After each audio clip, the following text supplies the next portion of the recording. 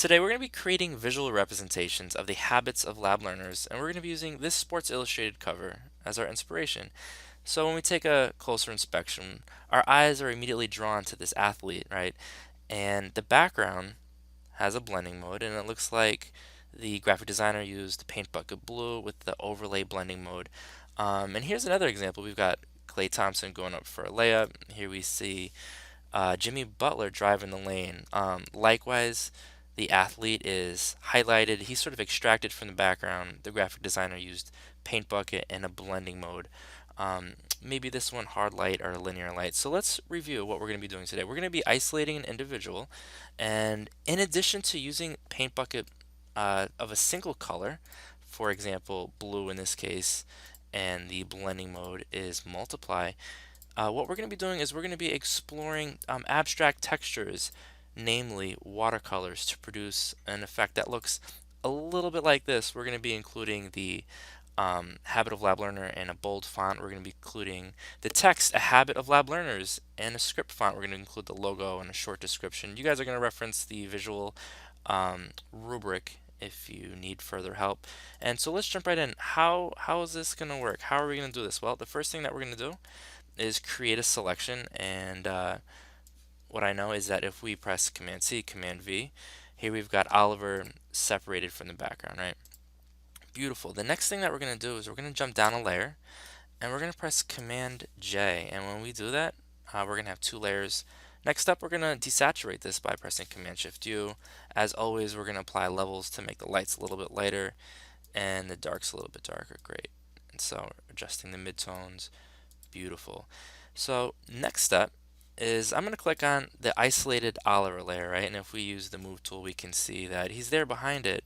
Um, but when we've set it up like this, he's full vibrant color. But to make him pop out a little bit more, you guys are going to press Command M, or you're going to go to Image, Adjust Curves. We'll adjust curves a little bit, just like we always do. So we're going to make the lights a little bit lighter, the darks a little bit darker.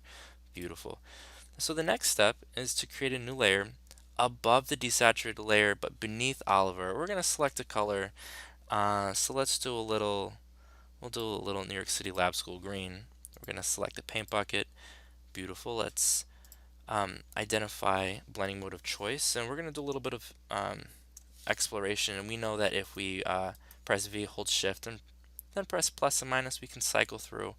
I kind of like that one. Screen looks pretty cool. You're going to find the one that you think looks best.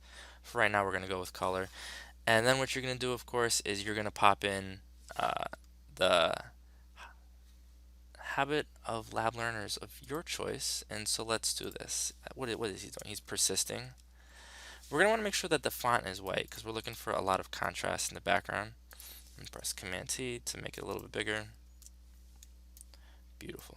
All right, so once we've got this, we're going to adhere to the rest of the criteria for this rubric. You guys are going to include the logo, a short description, your name and date, but here's where the fun starts in my mind. This is what separates this project from previous projects. We're going to be adding watercolors. What I would recommend that you do is you're going to search watercolor texture, and you're going to find lots of really cool things.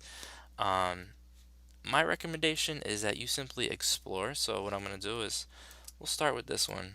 I'm going to press Command V to paste it in.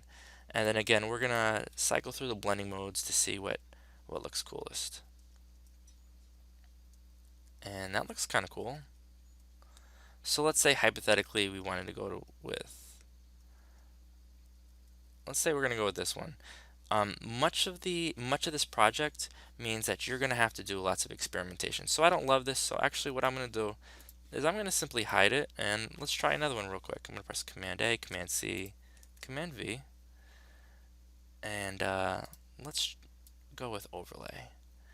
That looks pretty cool right there.